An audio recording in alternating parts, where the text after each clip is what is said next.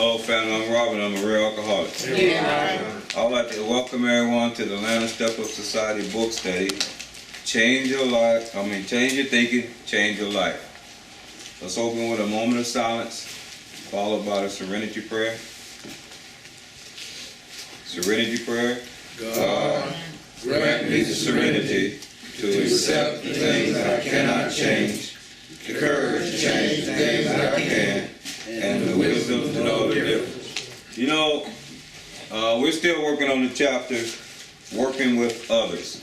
And this chapter has a lot. It tells a lot about how to properly, I would say, sponsor people or get someone into our program. It talks about the fellowship, and it talks in depth about the 12 steps and how to approach someone. But I think, you know, everybody has a different technique.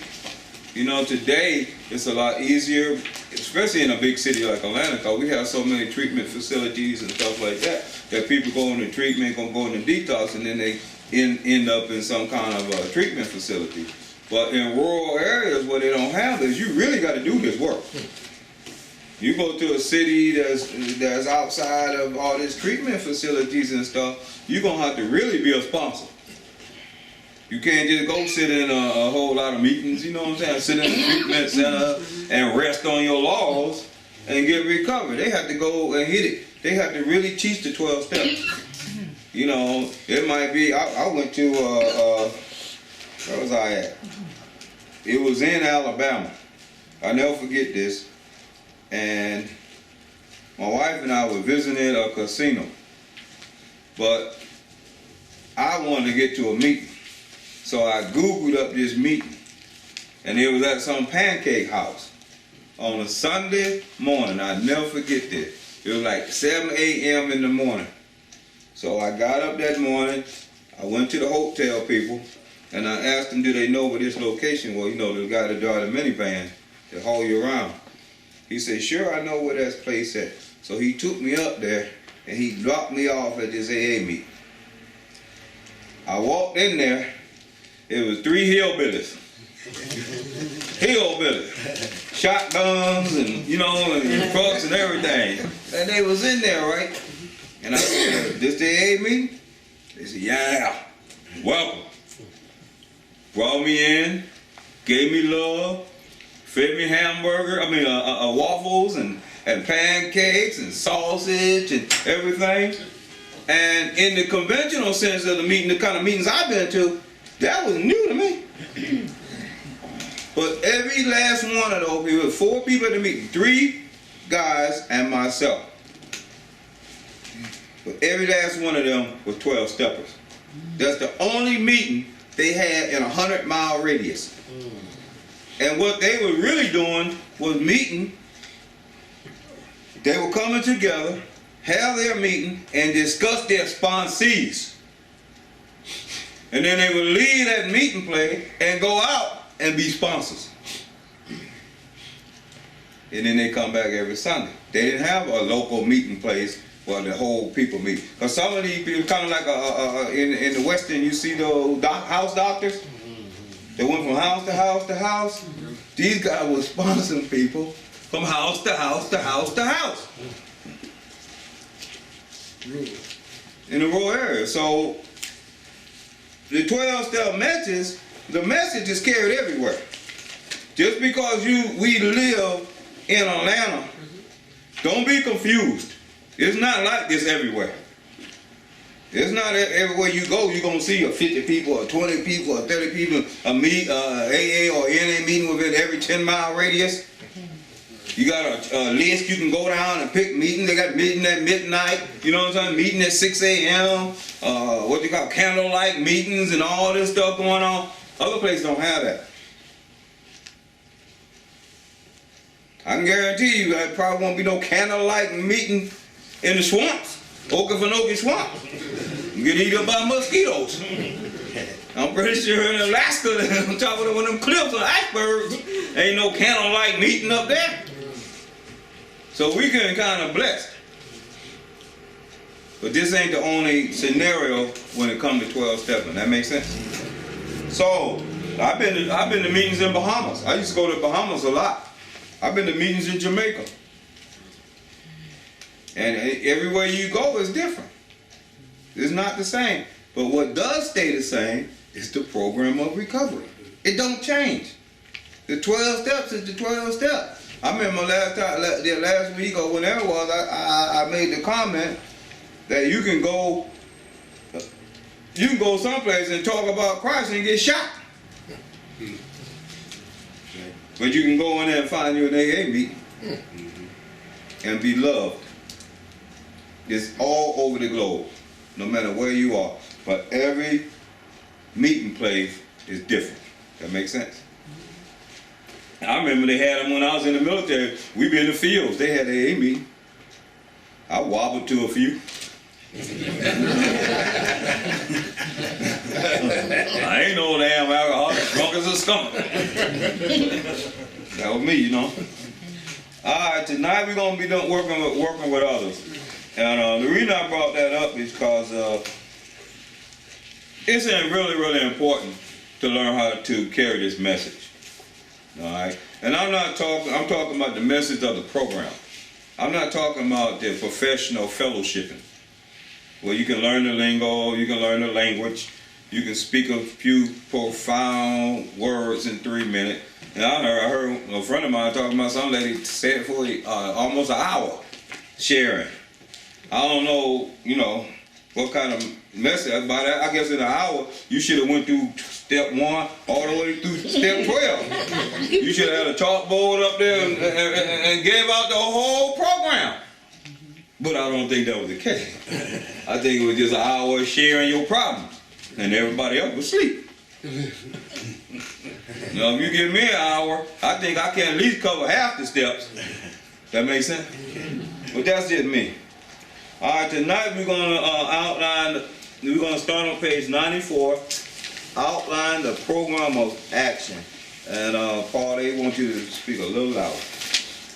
Outline the program of action, explaining how you made a self-appraisal, how you straightened out your past, and why you are now endeavoring to be helpful to him. It is important for him to realize that your attempt to pass this on to him plays a vital part in your own recovery. Actually, he may be helping you more than you are helping him. Make it plain he is under no obligation to you, that you hope only that he will try to help other alcoholics when he escapes his own difficulties. Suggest how important it is that he place the welfare of other people ahead of his own. Make it clear that he is not under pressure, that he needn't see you again if he doesn't want to. You should not be offended if he wants to call it off, for he has helped you more than you have helped him. If your talk has been sane, quiet, and full of human understanding, you have perhaps made a friend. Maybe you have disturbed him about the question of alcoholism. This is all to the good. The more hopeless he feels, the better. He will be more likely to follow your suggestions. All right, it says up here, outline the program of action, explaining how you made a self-appraisal, how you straightened out your past, and why you are now endeavoring to be helpful to him. All right, well, we got to outline the program of action. We're talking about steps 3 through 12. That's the program of action. Step 3 through 12. And the reason I want to talk about the program of action, because we went through telling them about the problem, and then they touched on the spirituality, step 1 and 2. We have covered that in working with others already. But step 3 through 12 is the program of action. And I have run across a few clients in our program who they make comments like, well, I don't like this meeting, or I don't agree with this meeting. But you got 30 days clean. You know what I'm saying? One guy told me, and I bust him out, I don't want to go to this meeting because it gives me anxiety. Oh, how much clean time you got? He said 30 days. Crack didn't give you anxiety. Come on now, let's get real. So we come up with a program for him. The next meeting you go to, You're going to be the discussion leader. He told me, I don't have nothing to share. I don't know what to do. How many times I asked him, how many times you been in a program? This buddy is 8 times. He been here twice. And it dawned on me. But see, I can't sponsor a person, I can't help a person unless I know where you are, or who you are, or what kind of defects you have. See, the ones that slide under the radar, they just quiet, don't say nothing, don't disturb nobody, you can't help them because you don't know where they are. So when he told me he only liked to go to meetings and just sit back and listen, I said, well, that's why you always relapse. Because you are not doing the action. You're not doing the work on yourself. You sit and listen to me, I'm going to stay clean, you ain't going to get it. You have to work on yourself. You have to work in this program. That's why they call it Outline the Program of Action. This is an action program. It's not sit back and be quiet and let somebody tell me what to do and I don't do it. This is a program of action. So to help this guy, this client, to turn his life around, to turn his recovery around, we start giving him little bits of action. That makes sense? To get him involved in the program. Not just sitting back as a spectator of the program. I hear people talking all the time. This is so spiritual. They're talking all the time about the Falcons. I know the Falcons ain't won but 2 games. Lost 6, right? So I know that. But I also know I'm not a player on the team. I'm not on that team. They don't pay Robert Barber to go out there and take no hit, pass no ball, and run up and down no field. So my comment is only coming from a spectator's point of view. I'm not a player. If I was on that team and I had an injury, or I was the quarterback and I was getting all them hits like that, I wouldn't listen to y'all. Because you're just spectators. You're not a team player. You're not on the team. You don't dress out. You ain't even been in the locker room. You ain't even been through the tunnel. Most of the people talking ain't never bought a ticket to the game. You're a spectator. You don't know what it's like to go out there and lose all them games and how it feel. Riding to work on the radio and the people who ain't even played the game calling you sorry. You don't know how that feel. That's spectator. My point is, in recovery, you cannot be a spectator. You got to be on the team. You got to be a team player, or you won't recover. Spectatorism is relapseism. You cannot recover on the sidelines of recovery. You have to play the game.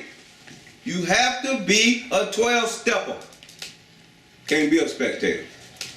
And that's where the meetings mess you up. There's 2 parts to a thing. To AA, NA, CA, there's the fellowship and the program. Most people become professional fellowshippers, spectators. You got to play the game. You got to be a 12-stepper. Or how can you outline the program of action? What's your program of action? Go to 90-90? That's good. Then what? Go to another 90-90? Then what? Pick up a chip? Then what? Have you did house cleaning steps? Have you done a confession? Have you did a 4-step? Have you got rid of them resentments? Have you went back to your family and make reparations? You haven't done none of that? Do another 90-90. Until they catch up with you. Then start that shit all over again. Outline the program of action explaining how you made a self-appraisal. I just did an example of a self-appraisal when it came to the football team, the Falcons. My self-appraisal, that's how I value myself. High or low, right? It's kind of like you got a diamond ring, or you go in the back somewhere and you find a ring and you look at it, got donations. Oh, this might be diamond. You run across the street to that pawn shop right there to get a appraisal. He tell you it's worthless. You walk back. That he did an appraisal on it, right? Right. I just did a self-appraisal when it comes to the Falcon. The honest truth is, I'm a spectator. Ain't no point, but so much my conversation going to me. And most of the people that I'm talking to is spectators with me. So we have a whole hour or two of just being fellowshipping, talking, spectating. Because neither one of us is a player. That makes sense? Don't they sell stocks? Ain't bought no stock. Ain't took no kid to the game. Ain't bought no tickets. Don't do no tailgating. But they sorry. Yeah, me. I'm the sorry one. That's self-appraisal. If there's somebody sorry in that scenario, it's me. Talking about something I can't even participate in. And evaluating it. That's a self-appraisal. How you straighten out your past and why you are now endeavoring to be helpful to him. In order to straighten out your past, you got to do the house cleaning steps. You got to do the amends. Step 8 and step 9. We just giving the newcomer, this guy ain't even got into the program yet. And we just laying it all out for them so they can make a decision whether they want to join us or not. Am I right? All right. It is important for him to realize that your attempt to pass this on to him plays a vital part in your own recovery. I'm here to tell you, I was thinking about this a lot. Giving and receiving is the same, y'all. When you give something away, you got to have it. When you receive something, you got it. That makes sense? It's the same. It's not two separate entities. It's better to give than receive. Baloney. You're going to receive and give at the same time. At the same time.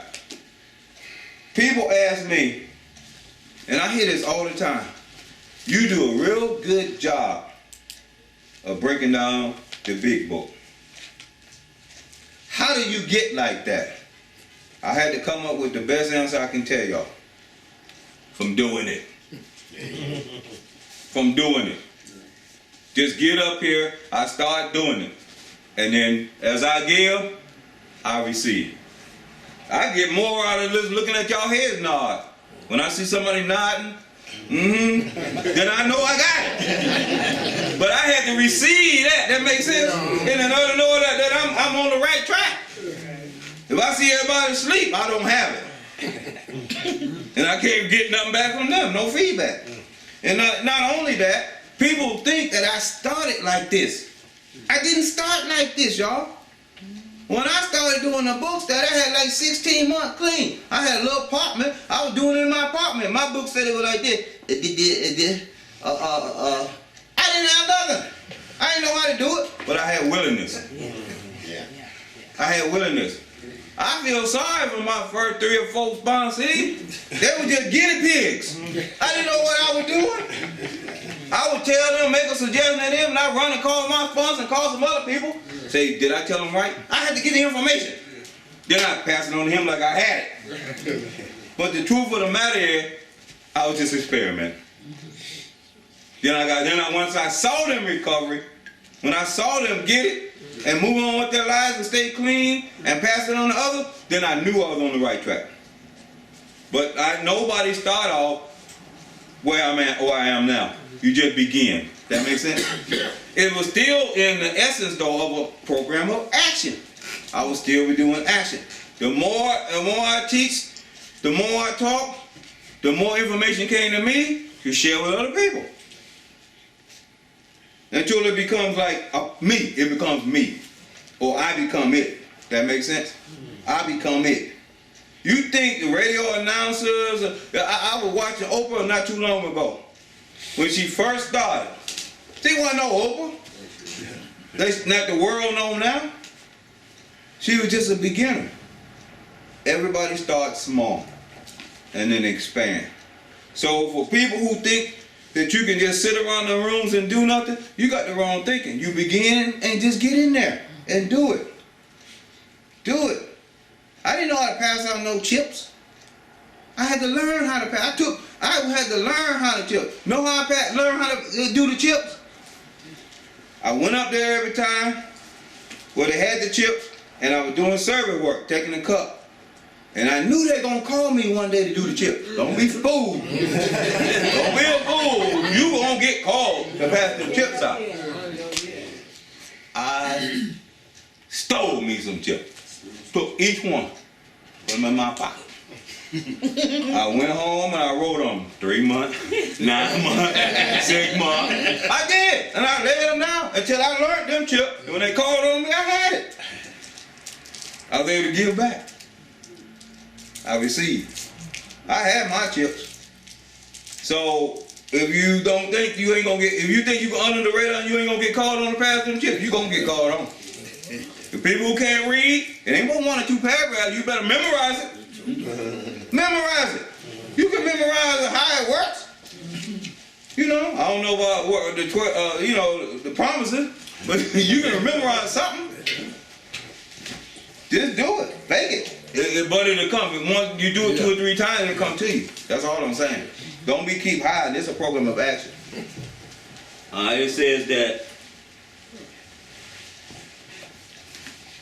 it is important for him to realize that your attempt to pass this on plays a vital part in your own recovery. This is necessary for my life. For me to live, I must pass it on. And for people that I sponsor, they ask me to sponsor them, but the only thing I can tell them, when I really get serious about sponsoring them, I have to tell them, I do this free of charge.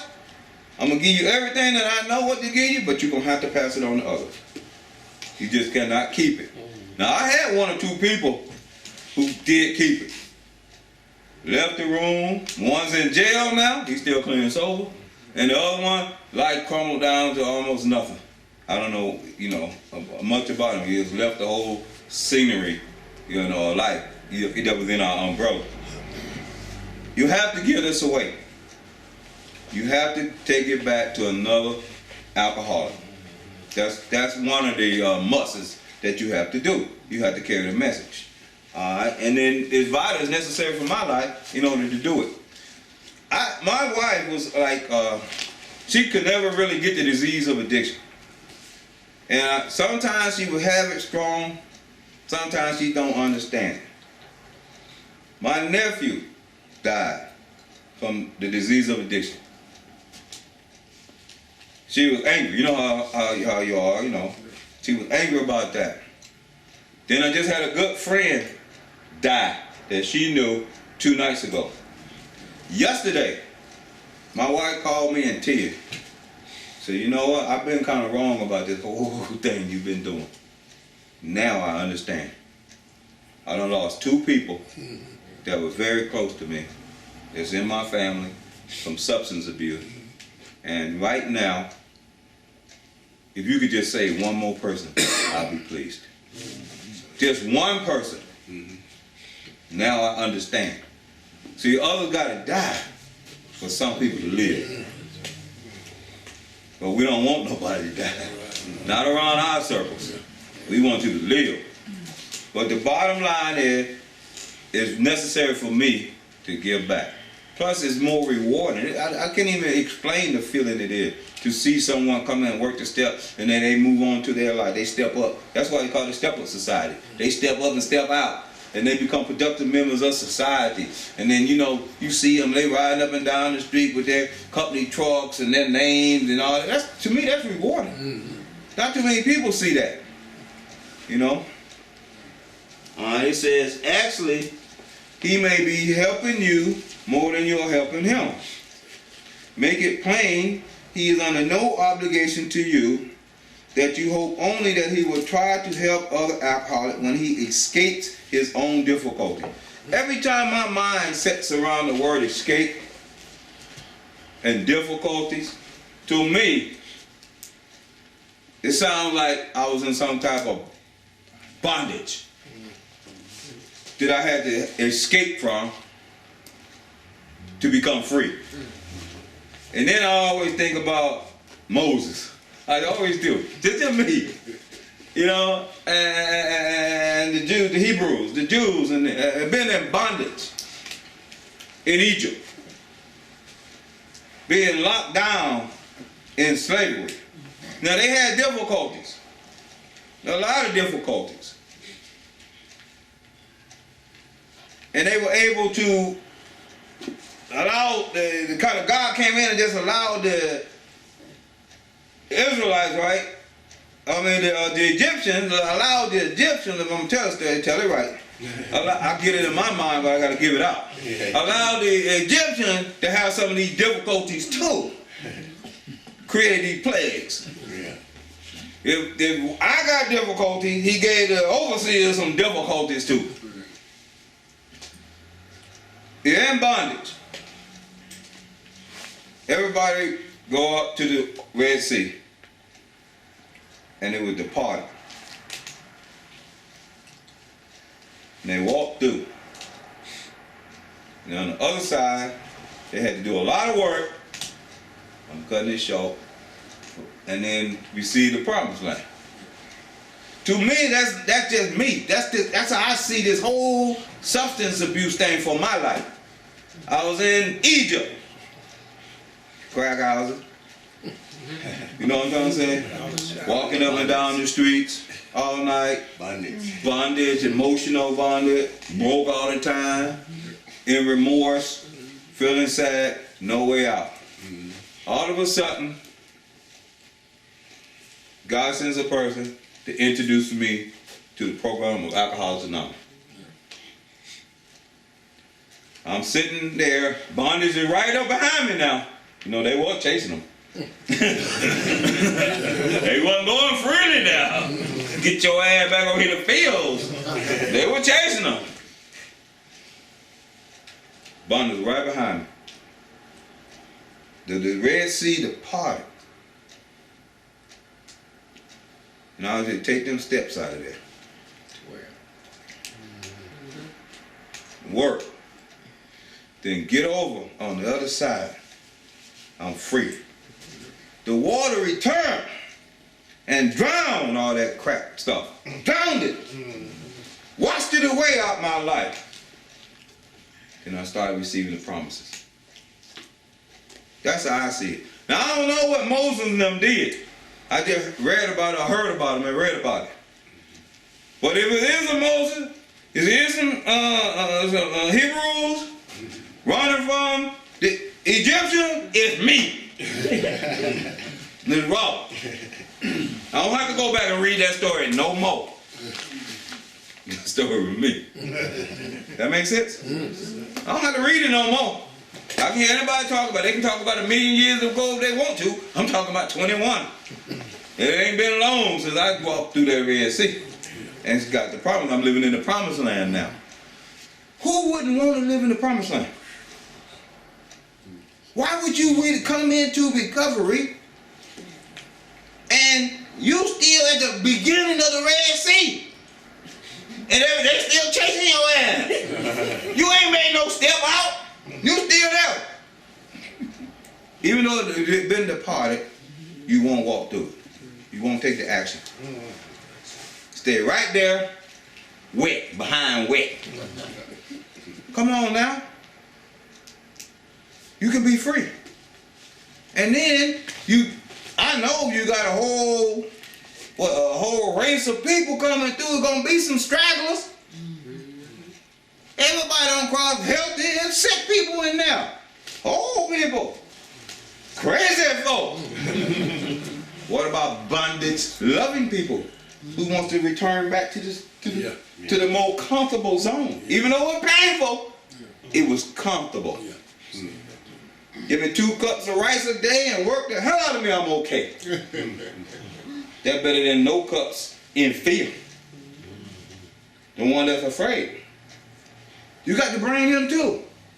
Some people are so afraid you got to literally grab them by the hand and bring them through the steps. They scared of every step. They scared of every step. You ever been in a relationship and you come up with an idea, but your significant other ain't got it? You got to grab them by the hand, bring them through, or they're going to keep you back. Man, we getting deep tonight. Suggest how important it is that he placed the welfare of other people ahead of his own. Do not be selfish in this program. I'm going to tell you one of the most unselfish acts that I know of in the history of my life. I can't say the history of other people's lives, because I know a lot of people have done a lot of good for other people. Especially rich people. They do a lot of good. You know, they got money, they will give money to United Way. They will give money. And they will help a lot of people. But in my life, I did something that was totally unselfish. Me and my wife, we were living in an apartment. I had a desire to open up my own thrift store and recovery center. Like 14, 15 months clean. I had a desire, a burning desire. But I already knew that if you pray from the end, you're going to see the results anyway. I just was broke. I had a desire. I was living in an apartment. I told my wife, I said, look, we're going to open up a treatment center for men. I'm going to buy a house for men. She looked at me like I was crazy. You going to buy a house for men and we live in an apartment? You going to lost your damn mind. You got to be crazy. I said, no, hear me out. I got a vision and it's going to work. We went and I showed her. I just kept riding around because she did like houses. I said, if you allow me to get this house for treatment, guys, God's going to bless us with a nice house. Giving and receiving is the same. Might not be at the same time. I ain't said nothing about time. It's the same.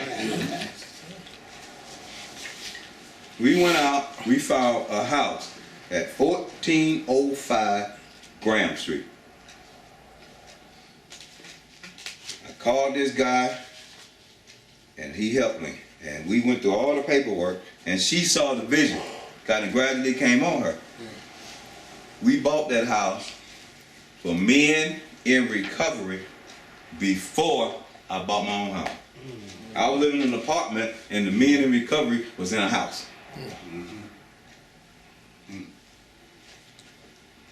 I didn't know that, I didn't know how it worked. Because my first house was on a VA. I didn't know how it really worked. But the house was appraised way higher than what the selling price was. So when the closing came out, the 80% thing, I had like $18,000 over. They sent me a check right there. They closed for $18,000. I didn't know that. When the numbers came out, I said, oh, we owe you. You want an 80% loan? I said, yeah. Well, we got to give you $18,000 to make it 80%. Because the house didn't cost but 60 something. You know what I'm trying to say? Yeah. I said, what did that mean? You mean tell me you finna give me a $18,000 check? They said, yeah, no biggie. And the house. And the house. I said, I'll be there. I took that $18,000, I gave it to my wife, and now go pay down payment on what you want. And she got her. And we got another check. The house was good. I said, we might as well don't even stop. I done learned a new game. Had I not played the action, had I not got involved, I wouldn't have knew how to play the game. That's right. I opened up a new game. But the unselfish act was that somebody place the welfare of other people ahead of your own. I can go on and on. My first year in business, me and my wife didn't get paid. I never got a check until 2 years later. Every bill I had, every credit card I had was blown out of proportion. All I had was faith. I had nothing else. That make sense? All right. Make it clear that he is not under pressure, that he needn't see you again if he doesn't want to. You can't make nobody do this. This is what Kim was talking about. All right. He has helped you more than you have helped him. I was telling people that if you just teach the disease of addiction to somebody, you ride the bus all the time, you ride the trains. People come on there and they be intoxicated, they be going to work with the beer. You know you're supposed to carry no alcohol on the motor, but you see them. Hiding that beer, but ain't nobody know. We know. But they need to hear about our illness. And the more people you tell about the illness, whether they hear it or not, guess who is receiving it? You. It'll make more sense to you. Alright? By giving it away. If your talk has been sane, quiet, and full of human understanding, you have perhaps made a friend. Maybe you have disturbed him about the question of alcoholism. I have not met too many people, when you be frank with them, that they do not get disturbed. Especially if it's a character defect, right, that you're pointing out. They get rattled about it, but that's okay. Because 9 times out of 10, they'll go somewhere and think about it, process, and come back and say, you know what, that was pretty good. You really helped me on that. You know, and I get disturbed, even to the day. But one of the techniques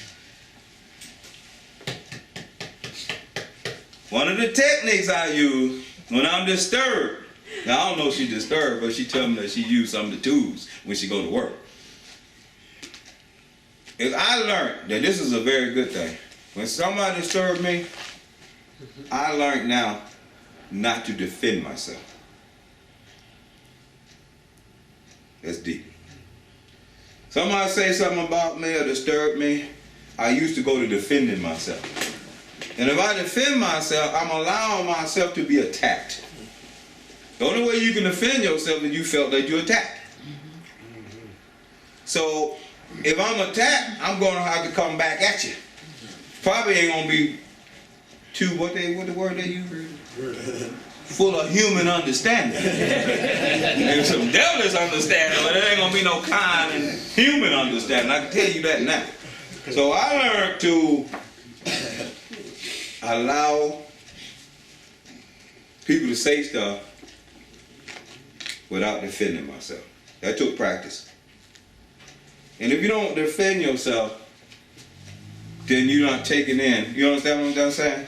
You're not taking in all that stuff. You can process it and let it go. But you find yourself defending yourself, making excuses about something all day long, you're not growing. You feel like you've been attacked, so you're going to attack yourself by making the comments back. You don't have to do that. Learn to just let them go. All right? I think, but that would be a spectator if I were to say that the Falcons spend a lot of time defending themselves. You know why you're not winning. But a spectator shouldn't be telling you not to defend yourself. But it'd be a nice good, I know if I built my team around a few players and they ain't playing no more, then quite naturally we're going to lose a few games. All right, we're going to wake up and next year we're going to have a better team. That's the only thing you can do. Accept it and move on. This is all to the good. The more hopeless he feels, the better. He will be more likely to follow your suggestions. We know that people dealing with our illness, when they feel down, sad, full of remorse, hopeless, that's when you can really carry the initial message to them. I never forget my brother, years ago, he came to my house. It was on I had an apartment. I wasn't married, and he was using. Me and him used together, but I had like 3 years clean. And I was in my apartment, and he came to me on a Friday, and he was crying. He was full of remorse. He was sad, and he wanted to go in treatment. All right, but he had all these rules. He wanted to go into treatment where he could still work. I told him, well, you can cancel out St. Jude's. That ain't gonna happen, you know.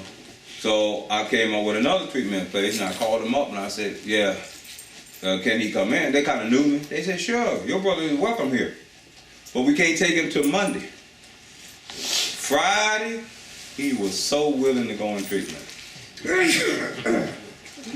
Saturday, he got up, ate breakfast, took a bath, showered up, watched a few college football games, ate a couple more meals. Sunday, his hopelessness turned into a little bit of hope. Rested Sunday, ate 3-4 meals, baked a cake, did all kind of stuff. Monday morning, I said, you ready to go on treatment? He said, hell no. I ain't in remorse and hopeless no more. I'm ready to go. You know, so I told myself, I said, look here, the next time, I had to learn, you know what I'm saying? Somebody ever want treatment, I will never take him in on no Friday. You got to stay out there. And if you live through it, I'll holler at you Monday. I learned my lesson. Cause that hopelessness don't last, don't last. Shit. It don't last that long. So when you get a few meals and a shower and a little strength and a couple muscles flex back up, you ready to go. So, you gotta make sure you catch them at the right time. And that's a must. That's a must. All right, do the next one. Your candidate may give reasons why he need not follow all of the program. You may rebel at the thought of a drastic house cleaning which requires discussion with other people. Do not contradict such views. Tell him you once felt as he does, but you doubt whether you would have made so much progress had you not taken action. On your first visit, tell him about the Fellowship of Alcoholics Anonymous. If he shows interest, lend him your copy of this book. Your candidate may give a reason why he need not follow all of the program. In order for him to give you a reason why he need not follow the program, you had to have explained the program. That makes sense? Yeah. And most people, I ain't gonna talk about nobody, even myself, I didn't see no need when I first got here to do no steps. I'll be honest with you. It didn't make no sense to me. I didn't know what they was. I didn't have the recipe for them. So it didn't make no sense to do them. And I was a real fellowshipper. So people were just doing like I do and just kind of said, yeah, that's a four step on the board. They weren't sharing about no 4-step. They weren't talking about what they are and how to do them. They wasn't talking about a man. They said, yeah, I went to my family union. I said, I'm sorry to a few folks. That's about as much as deep as we got into a men's. I didn't know about none of this stuff until I entered the book study. When I went into the book study, the whole language changed. That makes sense? Mm-hmm. I didn't know about the book. I was just doing it like airhead, just doing it. With no beginning, no end, no structure, just talking. All right? So, I didn't know no program, so I wasn't willing to follow nothing. I had nothing to follow. Only thing I could do is just keep going to meetings. And then gradually, a guy tricked me over to a book study. He got me to ride with him in a car, and I ain't been in a car in 10 years. I jumped in, and I ended up in a book study. Changed my whole life. All right. We may rebel at the thought of a drastic house cleaning. That's step 4 through 9. The house cleaning steps is step 4 through 9. Step 4 through 9 is the action steps. That's the action you have to do on yourself. It's about you. You're doing your own personal recovery. It ain't about going and sharing to the left or to the right. It's about you and only you. That makes sense? All right. which requires discussion with other people. That's the fifth step. Do not contradict such views. Tell him you once felt as he does, but you doubt whether you would have made much progress had you not taken action. Then we go back to that action stuff. Had I not took the time and worked on myself, had I not took the time and did those steps properly under the right supervision with a sponsor that had a working knowledge of the steps, had all the forms, could sit down and explain to me, this is what you do in column 1, column 2, column 3, column 4, this is what you do when you're looking at yourself, this is what you need to read, this is what you need to study. Had I not worked on myself, had I not done the work, I can honestly tell you, I'd probably be dead. I know I would be dead. I wasn't one of the guy. I never had the liberty of relapsing for a few days and come back and talk about it. Because I wasn't no few day relapser. If I smoke, it's 10 years. If I go to drinking, it's 15 years of being drunk. I ain't had that in and out personality. It's either in or out. And I'll be dead. It wasn't no in and out for me. I was going to use another word, but I ain't going to do it. In and out. I wasn't out a long time. Slow drag type thing. I didn't know how to go hit it fast and then come back. Because it didn't work. I never did drugs for a short period of time. I'm not going to fool myself. 10 years, 20 years, I'll be dead. All right. It says that on your first visit, tell him about the Fellowship of Alcoholics Anonymous.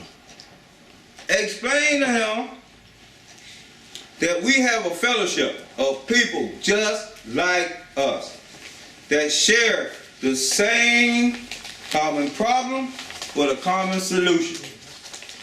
That they're going to show you love. You know, I talk nice things about the fellowship. The fellowship is a beautiful thing. You need it, and you need the program. But you just can't have the fellowship alone. You got to do both. All right? And I tell them about that. And I warn people, I'm going to take you to the meeting now. But there's some hugging fools. You know, most people ain't used to that. Yeah. Just bear with me. If I hug, you hug.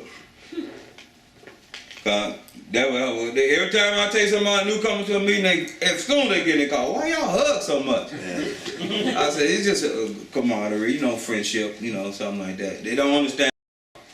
I met my wife for a few meetings. She said, I ain't going back in there. All them people just hugging all over you. She thought it was something crazy, you know what I'm saying? I said, no, it's just what we do, you know.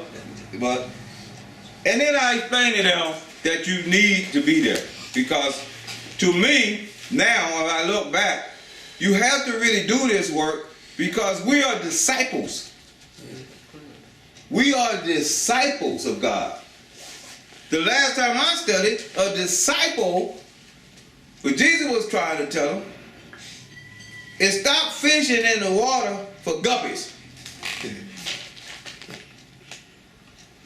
I'm going to teach you to be a fisherman of men. You want fish? I'm going to teach you how to save men. That's kind of the story, isn't it? So that's what we are. In other words, stop going for the small stuff and go for life. Stop fiddling around in death and go for life. Eternal life. So here's the deal. This is how I view the fellowship now. I know the fellowship needs disciples to go in there. So I go to the big meetings. I like conventions, you know, big party meetings, you know, a lot of newcomers and everything. I swear that's what I do. Especially if it's summertime. I take that white Escalade, I shine it up. I go take it down there to the car wash and detail it. Clean from the bottom to the top. Shining rims, everything. Smell good. Put in the new car fresh smell and the strawberry in the back. I go downtown, I buy me some Chanel or some Gucci cologne. I take all my jewelry to the shop now and let them clean it. I get my Maurice LaCour watch, diamond. I put on my gator cowboy boot. True Religion pants. Go to Neiman Marcus, buy me a $200 shirt. With a white or black, I like the black tank top, and let it sling open with that big old cowboy belt. Clean, smelling like, I don't know what, I have half the bottle on me. I'm telling y'all, I go up in the fellowship. See, that's attraction. Right? People don't see that. But I'm going fishing, y'all.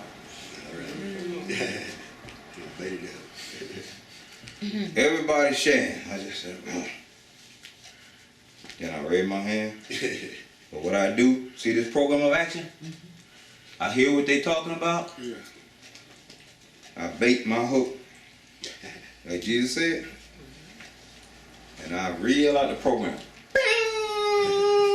Start baiting, pull them in, fishing. A newcomer grab the bait, yo! I yank them out and teach them the program of recovery. I was a disciple. Don't let the glitter and the gold fool you. I wasn't no dressed up garbage can. I was a dressed up disciple. That's the difference. That makes sense? Yes. You go fishing. You share the program of recovery. A newcomer come outside and say, what you talking about? I never heard that in the meeting. Give them a book. Give them a number. Meet with them. Teach them the fellowship. And tell them, now next time when you get it, you go fishing. That's how we do it.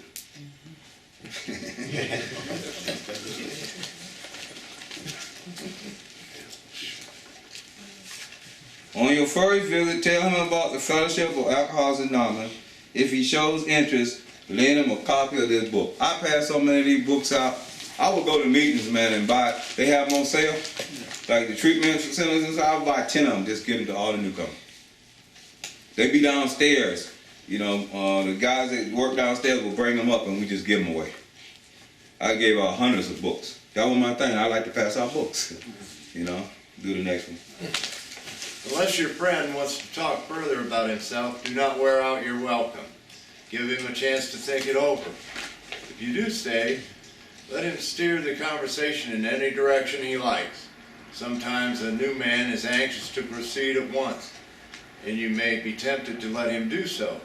This is sometimes a mistake. If he has trouble later, he is likely to say you rushed him. You will be most successful with alcoholics if you do not exhibit any passion for crusade or reform. Never talk down to an alcoholic from any moral or spiritual hilltop. Simply lay out the kit of spiritual tools for his protection. Show him how they work for you. Offer him friendship and fellowship.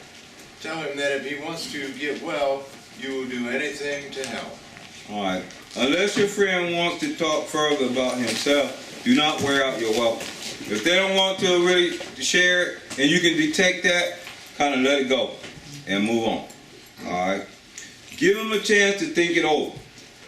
If you do stay, let him steer the conversation in any direction he likes. It's like giving someone permission to share. And let them talk about anything they like to talk about. All right. Sometimes a new man is anxious to proceed at once, and you may be tempted to let him do so. This is sometimes a mistake. If he has trouble later, he is likely to say you rushed him. I'm going to tell you something about working with others. I used to get confused about this, but we're not human. I mean, we're not perfect. We're human, but we're not perfect. You're going to make mistakes. I made a lot of mistakes working with other people. I know y'all have too. You think you're doing the right thing, then it don't work. You're like, dang. You know, I tried, but it didn't work. You know, or you want to help someone and you don't. You make a lot of mistakes. I think through the mistakes, I became better. You know, like I made a mistake with my brother, bringing him in on Friday, thinking I'm going to get him in on treatment on Monday. If I would have let him just stay on, I might have got him Monday, for real. That was a mistake on my part. Now, another person, that might have been cool. You know, but I don't think so. I think that, like they said, it worked like it worked. But I made a lot of mistakes working with others.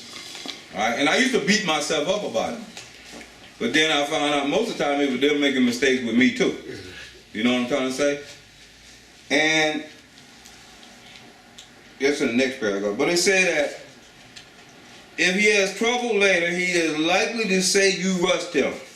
I have never, and Ken talked about this last time. In this, working in a treatment facility, I have never seen a person yet that left the program or got released from the program say, well, Mr. Barber, Robert, you was a good guy.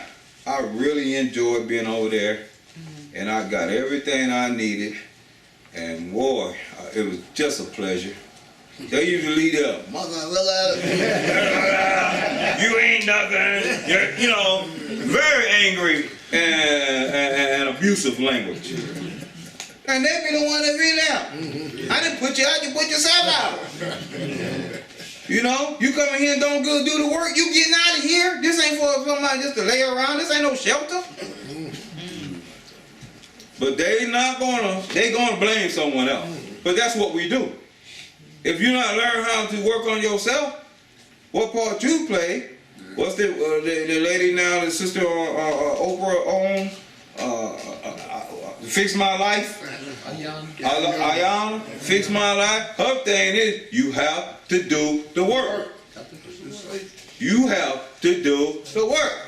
I can't fix your life. You got it twisted if you think I'm supposed to do it. You have to do the work. Same thing in here. Alright. And the most beautiful part about doing the work, as you start to discover yourself, because you don't know yourself, once you start to discover yourself, you start to like yourself. I like Robert. The more I learn about Robert, the more I like Robert. The more I like Robert, the more I'm going to like y'all. When I didn't like Robert, I didn't like you. How you going to walk around here and not know yourself? Plenty of people do. Most people do. What you think you know about yourself, and I have worked on myself, I can tell you know nothing about yourself. If you did, we would see some changes. You cannot work on yourself and don't change. I'm not the same person I was last year.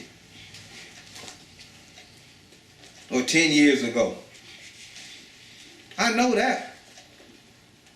I know that. I can walk through this store from point A to point B in the back and hear 10 negative comments about things that people don't like in the store, and I walk right through the negativity. And go back there and talk with Eddie now. 10 years ago, every last one of them had 10 fights before I got to point B. There would have been 10 arguments. I dare you talk about them socks. Because they got a hole in them. This is a thrift store. What you think? It's supposed to have a hole. I didn't give them a permission and say nothing. Because it was mine. The ego. But as I started learning, it didn't make no sense to keep doing that. They're entitled to say anything they want. Long as they say clean, clean, and out the door. That's all that matters. Because the clean, clean is what keep us in these meetings. To keep the houses going.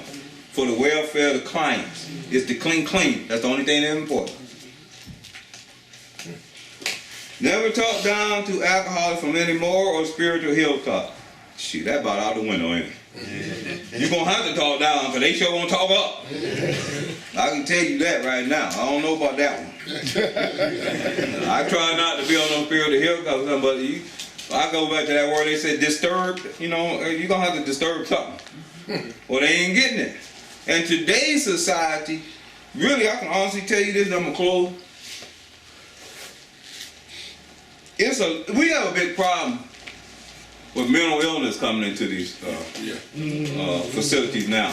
A big problem with it. When I first got clean, I don't think we was as mental. Or we were, we didn't know it. They couldn't diagnose it. But today it's very prevalent. It's so much mental stuff going on that I tell clients right up front, go get a mental evaluation. I don't need one. That's how I know you need one. I'm telling you, it's bad. I don't know what they doing. Don't really want to know, but I can honestly tell you, depression is really on folks. It's really on folks. And I can see why if I had to look at the economy and, you know, you come in recovery and they tell you got 30 days to get a job. And you go look for 30 places in 30 days and nobody hiring you and they're telling you get out if you don't get a job. You're going to be depressed. And then the whole thing is a lot of depressed people. A lot of that dual diagnosed, bipolar stuff, it's everywhere. We lost a guy not too long ago because of that bipolar. I suggest that you go and get a mental evaluation, and the doctor needs to put you on some of that medication. By all means, follow the doctor's advice, because that will take you out before anything. You can be doing good in your recovery, and that mental part will take you out. So let's get that under control. I say that to the world. Now, someone was telling me, what makes a good teacher? What makes a good minister? Is somebody that's teaching not from the page, but from their experience. The reason I can tell you about depression and pills like that is because I took them myself. And they work. Sometimes I will feel a little drowsy. Common sense say break it in half. Too much in you, pull back. You tell me on food, because the doctor ain't popping the pill, I am. I took it for about a year, and my life started to change, y'all. And then I went for my mental evaluation. I said, I'm not depressed no more. And they took me off of it. But let me tell you what I mean by depressed. I don't know about nobody else. At one time in my life, my emotions, you know, we got serotonin in our body, right? A chemical that balances your emotions. My emotions used to feel like it dropped like a pancake flat on the floor. I would be, let's say I'm insecure or sad. It feel like it hit the floor. Anybody ever felt like that? Like it hit the floor and you can't pull it up. You can't pull yourself up. If you sad, you just can't do nothing about it. You're just sad. That's how it's to feel. Or you worried about something and it's just on the floor. You can't get a grip on it. You can't pull it up. You can't even help yourself. When they gave me that medication, that's when it stopped gradually lifting it back up. Get some kind of balance and control in my life. That makes sense? And then I was able to put it on the shelf and keep on going. There's plenty of people in the sound of my voice has experienced that.